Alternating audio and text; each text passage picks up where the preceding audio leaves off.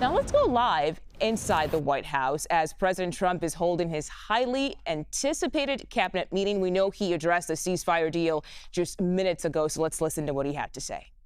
So I want to thank everybody for being here. As you know, last night we reached a momentous breakthrough in the Middle East, something that people said was never going to be done. We ended the war in Gaza and really, on a much bigger basis, created peace. And I think it's going to be a lasting peace, hopefully an everlasting peace. Peace in the Middle East. We secured the release of all of the remaining hostages, and they should be released on Monday or Tuesday. Getting them is a complicated process. I'd rather not tell you what they have to do to get them. There are places you don't want to be, but we are getting the hostages back on Tuesday, Monday or Tuesday, and that'll be a day of joy. I'm going to try and make a trip over. We're going to try and get over there, and we're working on the timing, the exact timing. We're going to go to Egypt, where we'll have a signing, an additional signing. We've already had a signing representing me, but we're going to have an official signing. And the amazing thing is all of the countries over there, from Qatar to Saudi Arabia to UAE to all of them, I mean, the rich ones, the less than rich ones, they've all come together, something which is amazing, actually. They've all come together for this, and they're really probably the best relationships they've ever had. So it's been really something incredible that nobody thought it was possible to get it done. And very importantly, the hostages are coming back. As you know, they consider them hostages. They talk about them as hostages, but there are approximately 28 dead people, mostly young, mostly men, but and boys. I mean, boys. The one woman talked about her baby. Her baby's 25 years old, but you know, to her it's her baby, and we're bringing them home. We're getting everything, and to those parents, the dead young man is just as important, as though this person were alive. It's amazing. I've never seen anything quite like it. I've been very much involved. I've never seen anything quite like it. But it's really peace in the Middle East.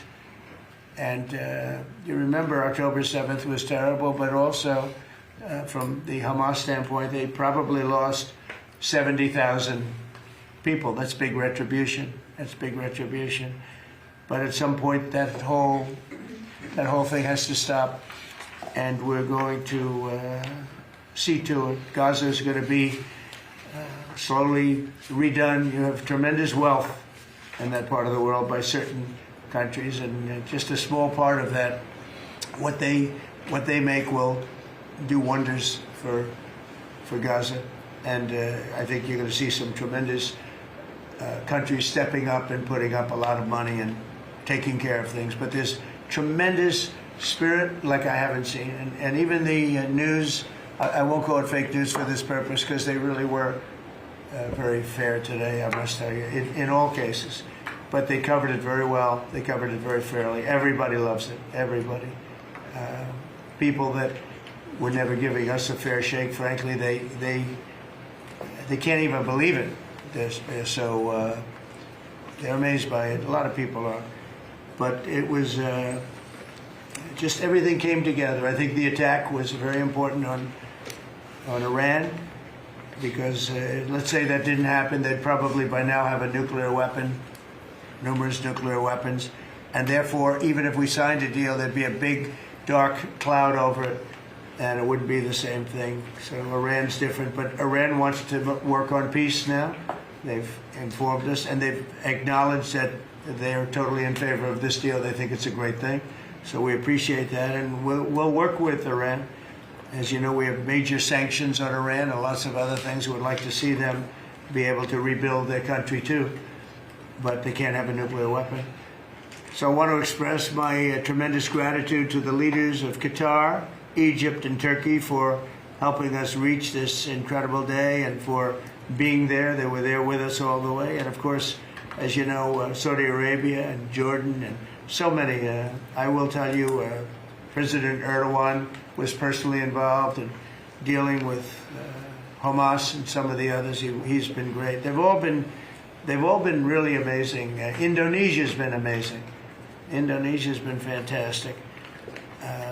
The whole world has come together for this. People that didn't get along, people that didn't like each other, neighboring countries that frankly didn't like each other, but now it's just this moment in time. So we look forward to welcoming the hostages, like you can't believe, home to their families, and that'll take place early next week. We hope Monday or Tuesday.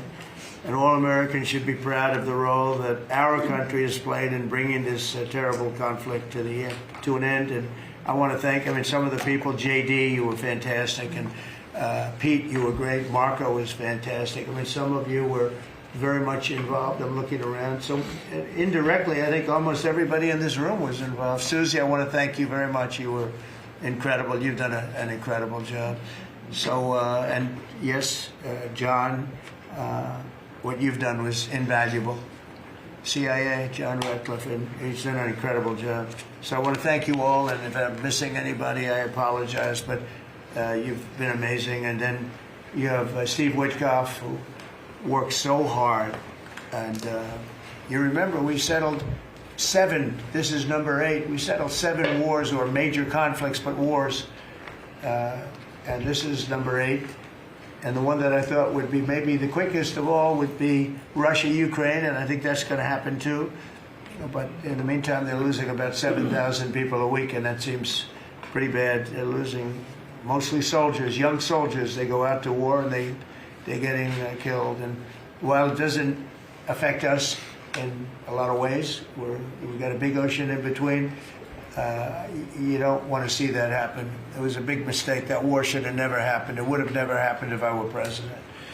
So we're here this morning for a cabinet meeting as my administration continues to deliver for the American people, despite the radical left lunatics that shut down our government. You have Democrats that they've lost their way. They have no leadership. We don't even know who to deal with over there. At least they know who to deal with. We have no idea who we're dealing with over there. It's like they have no idea what they're doing. Republicans have voted repeatedly to pass a clean, nonpartisan bill to reopen government at the same funding levels. We're not going to do anything only good for health care. We're really, I think, become the party of good health care. And they keep using health care as a cudgel. They want to try and get everyone thinking about health care. We're the ones that are saving health care. In fact, one of the things we're doing is we're going to be reducing the cost of medicines by 100%, 200, 300, 500%, and even more than that, because as you know, we're in the process of favored nations right now. We've exercised a clause because we were subsidizing the entire world. The entire world pays a fraction of what the United States has been paying. And we've already, numerous Pfizer and other companies have already signed, and other countries are a bigger problem because they've been getting a subsidized rate. We've been paying for years. This has gone on for 30 years.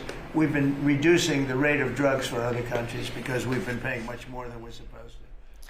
And you've been listening to President Donald Trump there holding his 8th cabinet meeting. The major headline coming out of that is him announcing this Israel-Hamas ceasefire deal. And part of that ceasefire, he says, is early next week, those hostages still being held in Gaza will be released. He also mentioned that he himself will head to Egypt at some point as part of this ceasefire deal. We'll continue to listen into that cabinet meeting. As soon as he mentions something interesting or even starts to take questions, we'll bring it to you live right here on CBS News 24/7.